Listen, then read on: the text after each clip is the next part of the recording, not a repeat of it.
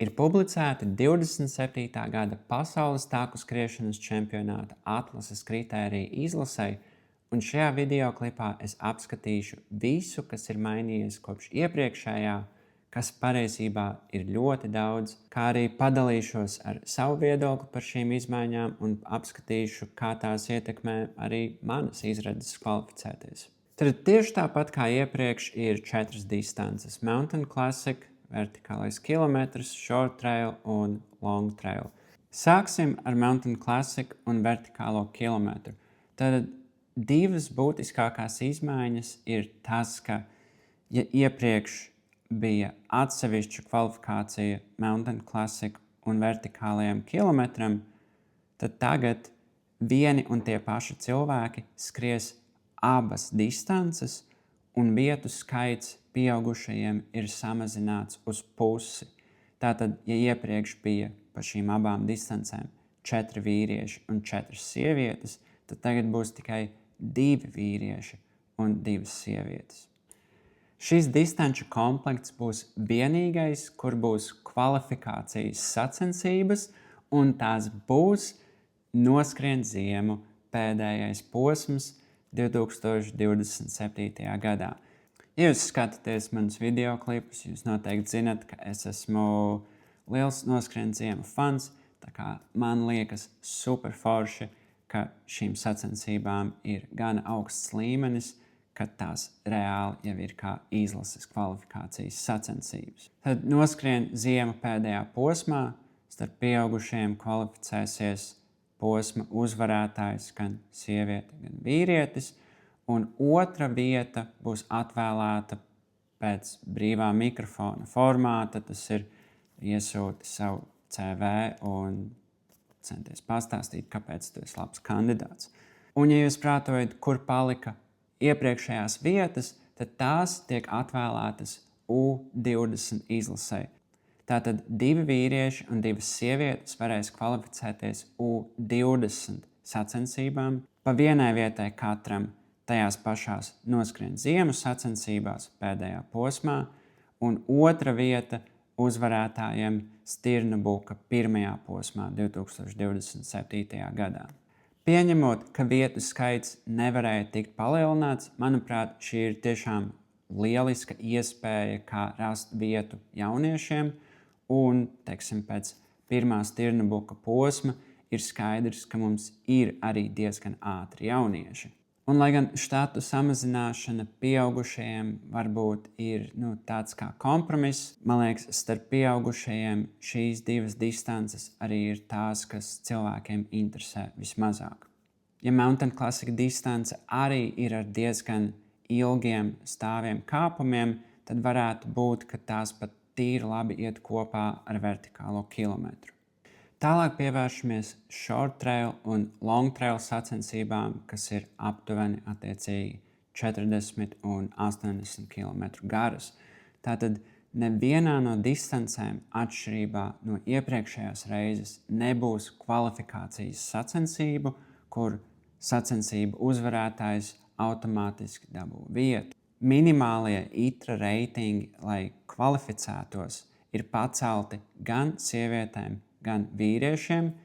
Vīriešiem no 700 līdz 720 un sievietēm no 570 uz 600.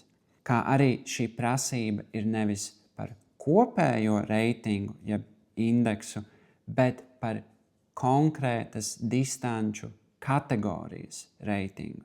Short trailam tas ir maratons vai 50K distances, savukārt long trailam tie būs 50M vai 100K distanču kategorija. Sacensība nosacījumi saglabā prasību, ka ir jābūt noskrietām sacensībām ar mountain level 5 vai augstāku, bet atšķirībā no iepriekšējā gada ir ne tikai minimālā distance, kas ir jābūt noskrietai, bet patiesībā šo kategoriju dēļ ir arī griesti. Tas ir, ja tu vēlies kvalificēties short trail, tev reāli ir jānoskrien maratonu vai 50K distanču kategoriju.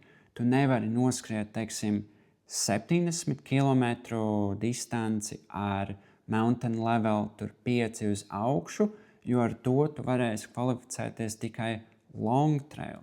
Labi, šis jau sāk palikt diezgan sarežģīti, tāpēc ņemsim datoru un apskatīsim reāli konkrētus piemērus, kā tas varētu izskatīties. Tātad, kur ir galvenā daļa nolikumā, kas pasaka, ka ir divas komponentes. Ir snieguma indeks konkrētā kategorijā, tātad long trailam 50 m vai 100 km, kā arī labākais sniegums konkrētās sacensībās. Tas pats ir short trailam, tikai šeit runa ir par maratonu vai 50 km kategoriju.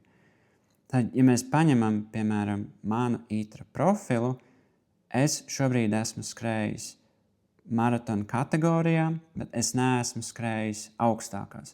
Tātad long trailam es nekādīgi šobrīd nevarētu pretendēt.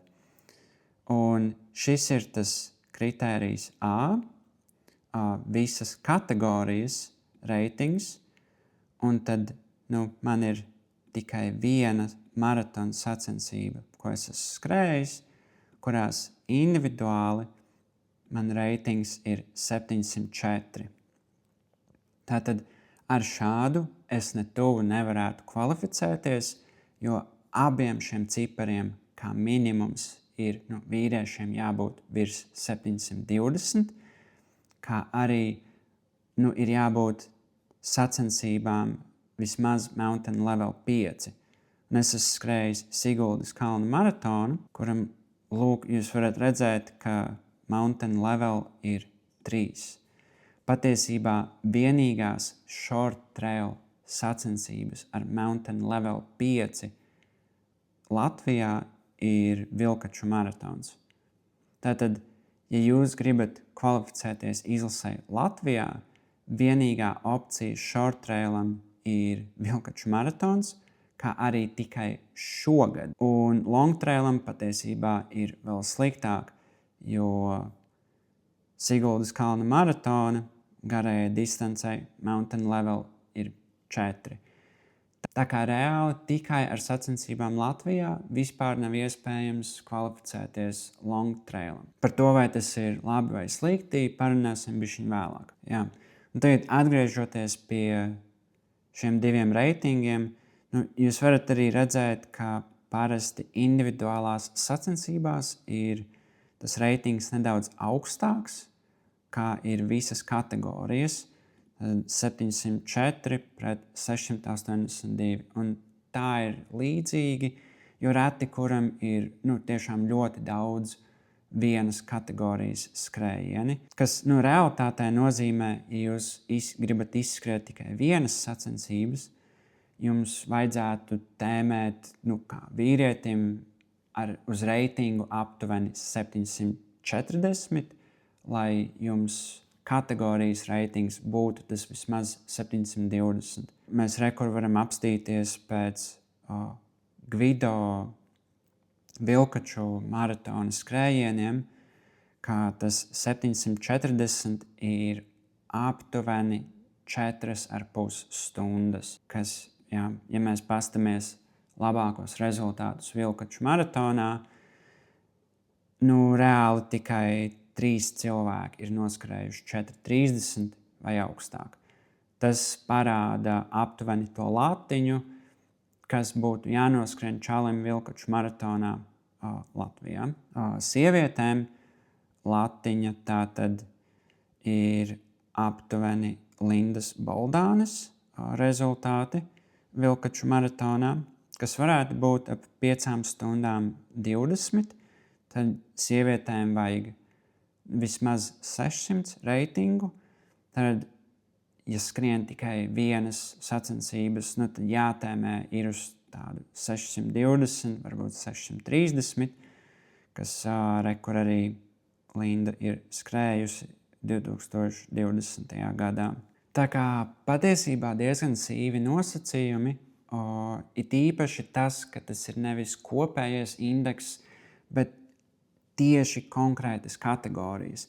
Kur mēs atveram tikai, maratona kategoriju, jūs varat redzēt, ka ir ļoti labi skrējēji, kuriem nav tas reitings 720 vai augstāk šajā kategorijā. Vienkārši tāpēc, ka viņi īsti tādā kategorijā varbūt nav līdz šim piedalījušies. Un ja jums tāds, būtu forši, ja kāds uztaisītu tabuliņu, vīriešiem šobrīd reāli ir tikai 8 cilvēki shortrailā, kuram ir bijis reitings gana labs, bet ja mēs skatāmies gan tos A un B nosacījumus, var redzēt, ka, piemēram, Kristaps Bērziņš nekvalificētos, jo viņš nav skrējis Mountain Level 5 skrējienus, kā arī Mārcis Grīnšteins nekvalificētos, jo arī viņam ir labs 50K reitings, bet nav Mountain Level 5. Tad ko praktiski šī izmaiņa nozīmē un kāda varētu būt bijusi tā doma tādu ieviest? Manuprāt, galvenais tas motīvs ir, ka tā piespiež cilvēkus tiešām piedalīties tādās sacensībās, kādas būs tas čempionāts, un tā arī savā ziņā atlasa cilvēkus, kas tiešām grib tur būt, nevis kuri vienkārši ir ļoti labi skrējēji. Tas var būt arī mīnus, jo dažādu iemeslu dēļ arī ļoti labi skrējēji var vienkārši nepaspēt noskriet konkrētas distanču kategorijas sacensības, un beigās vienkārši izlase nav pati labākā. Ir labāki skrējēji, bet viņi vienkārši neizpilda šos diezgan striktos nosacījumus. Tā pašā laikā, manuprāt, tas ir ļoti labs žests. Šī ir izlase, mēs to uztveram nopietni, un jums tiešām ir jāparāda, ka jūs vēlaties šeit būt. Kas patiesībā ļoti nāk par labu man, jo es tiešām tur vēlos būt. Tas ir mans mērķis, un es esmu gatavs pakārtot savas sacensības, lai tos nosacījumus tiešām arī izpildītu. Sliktā ziņa varbūt man ir tas, ka man ir bišķiņ jāpārplāno un jāpārprioritizē sava sezona.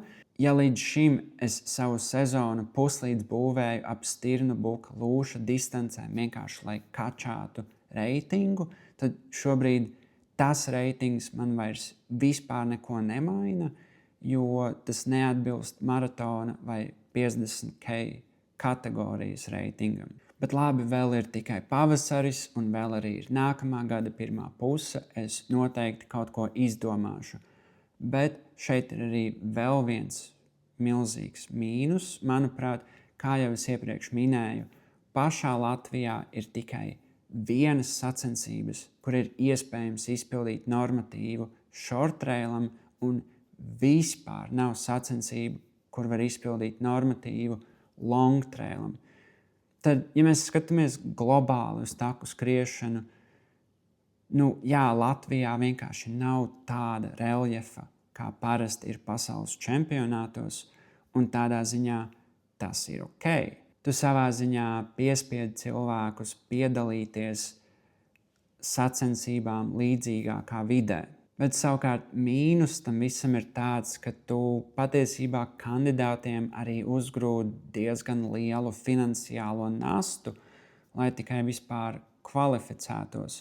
Jo būsim reāli, absolūtais vairākums ar šo nodarbojas savā brīvajā laikā, un ceļošanas, sacensību dalību maksas un ekipējums pilnīgi noteikti nekļūst lētāks. Un, ja tu neesi pārliecinoši dominējošs skrējiens, tev var reāli nepietikt tikai ar vienām sacensībām, lai dabūtu to reitingu. Tas nozīmē, ka tev ir jāpaspēj saplānot reāli kādas 2-3 sacensības ārzemēs, un arī ne jau kuras katras tur Lietuvā kuršu kāpā, bet reāli ar šo Mountain Level 5 konkrētas distances, kur vēl var paspēt piereģistrēties un tā tālāk.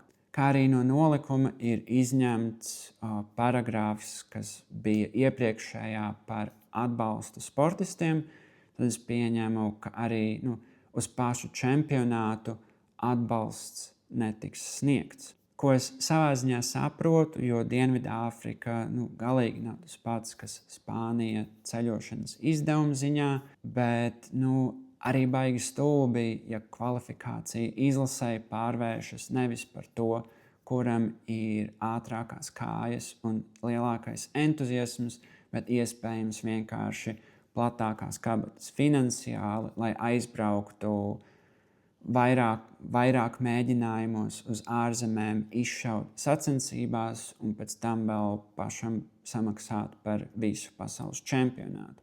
Tā kopumā, manuprāt, šis ir ļoti labs solis konkurēt spējīgākas izlases veidošanā, un tas, ka ir atvēlēta vieta arī jauniešiem, ir super lieliski, bet šī finansiālā komponente un striktība sacensību nosacījumos varētu arī cilvēkiem būt nedaudz par daudz.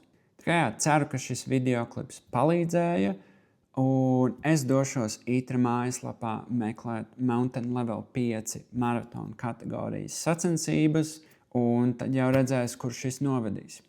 Čau!